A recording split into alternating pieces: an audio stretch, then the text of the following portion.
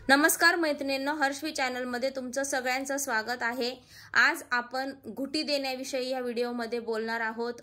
बाळाला घुटी द्यावी का, बाळाला घुटी कधी द्यावी, कुठल्या वेळेत द्यावी, किती प्रमाणात द्यावी आणि ती कशी द्यावी याबद्दल आपण या व्हिडिओमध्ये संपूर्ण माहिती जाणून घेणार आहोत।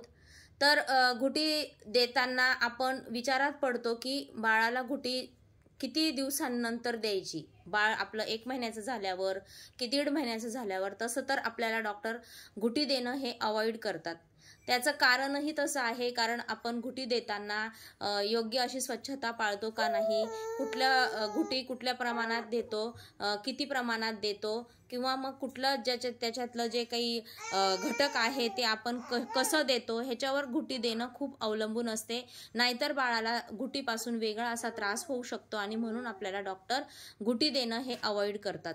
त्यांचं अगदी बरोबर आहे, परंतु आपल्याला वाटतं आपलं बाळ गुटगुटीत दिसायला पाहिजे, त्याच्यामध्ये योग्य अशी प्रतिकार शक्ती निर्माण व्हायला पाहिजे आणि आपलं बाळ हे छान दिसायला पाहिजे। किंवा जर का त्यांना घरी असताना त्यांना ताप आला किंवा जुलाब होत असतील किंवा सर्दी झाली तर आपण प्रत्येक वेळेला डॉक्टरांकडे बाळाला घेऊन जाऊ शकत नाही। आणि आपण जर अगोदरपासूनच जर बाळाला घुटी स्टार्ट केली तर त्या जे काही आयुर्वेदिक त्याच्यामधले घटक आहेत त्याच्यामुळे बाळाला सर्दी पण कमी होईल, सारखे जुलाब होणार नाहीत आणि आईचं जे दूध आहे ते व्यवस्थित पचेल।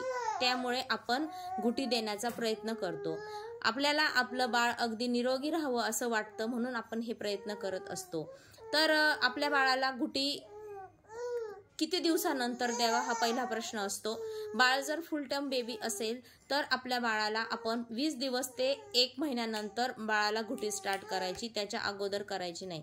कारण त्याच्या अगोदर आपल्या बाळाला आईचं दूध पचत आहे की नाही, दूध कसं पचवत आहे, आईला दूध पूर्ण येत आहे की नाही, बाळ आईच्या दुधावर आहे का फॉर्म्युला मिल्कवर आहे, हा सगळ्यात महत्त्वाचा प्रश्न असतो। त्यामुळे बाळाचं दूध पचवून घेणं, त्याची शी सुही रेग्युलर करून घेणं हे आपलं पहिल्या 20 दिवस ते 1 महिन्यांमधलं काम असतं।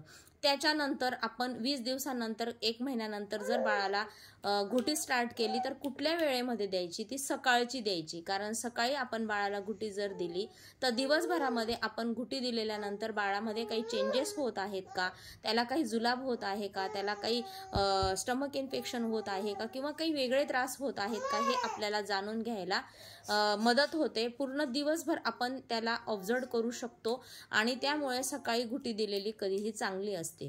दुसरी गोष्ट म्हणजे घुटी देताना आपलं बाळ जर फुल टर्म बेबी असेल तर आपण 15 ते 20 दिवसानंतर देतो, 20 दिवस ते 1 महिन्यानंतर देतो। आणि आपलं बाळ जर प्रीमॅच्युअर्ड असेल तर त्याला आईचं दूध पचवून घेण्याला आणि जे फुल टर्म बेबी आहे तेवढं त्याचं वजन व्हायला वेळ लागतो। त्यामुळे त्या बेबीला जर त्याचं वजन 4 ते 5 किलोच्या दरम्यान असेल तरच बाळाला घुटी द्यायला स्टार्ट करायची। त्याच्यासाठी आपल्याला 3 ते 4 महिन्याचा कालावधी लागला तरी पण चालेल, पण त्याच्या अगोदर बाळाला घुटी देऊ नये, कारण तो ती घुटी पचवू शकणार नाही। कारण प्रीमॅच्युअर्ड बेबी हे खूप थोडेसे तब्येतीने नाजूक असतात, त्यामुळे त्यांना वेगळं काही देताना खूप विचार करून द्यावा लागतो आणि म्हणून त्यांना तो 4 ते 5 महिन्याचा बाळ झाल्याशिवाय आपण ती घुटी स्टार्ट करायची।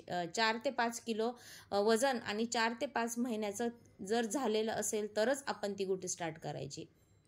आता आला घुटीचे घटक। घुटीचे घटक हे सगळे वेगवेगळे आहेत। आपण हे घुटीचे घटक पुढच्या व्हिडिओमध्ये जाणून घेणार आहोत। कोणत्या घटकाला काय म्हणतात, त्याचा उपयोग काय आहे आणि ते कधी द्यायचं आणि कसं द्यायचं। तर पुढच्या व्हिडिओमध्ये हे संपूर्ण मी तुम्हाला नावासहित कसं द्यायचं हे सगळं सांगणार आहे।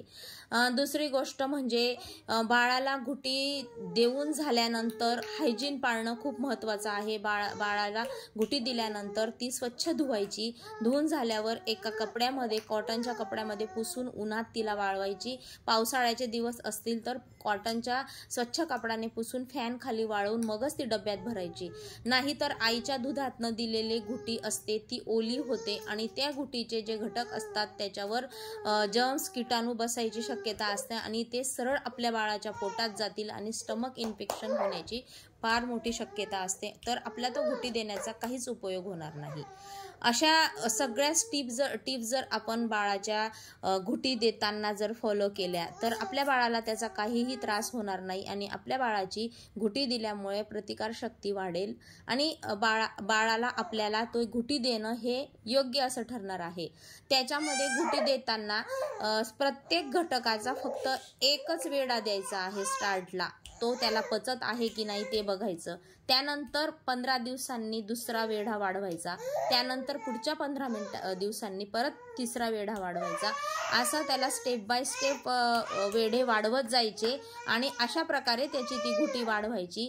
घुटी देण्याची वेळ सकाळची ठेवायची, जेणेकरून त्याला दिवसभरामध्ये ती घुटी पचेल आणि आपल्या बाळाला ती घुटी चांगली मानवेल आणि आपलं बाळ गुटगुटीत होण्यास मदत होईल। असेच नवनवीन व्हिडिओ घेऊन मी तुमच्या भेटीला येत राहीन, तोपर्यंत बाय।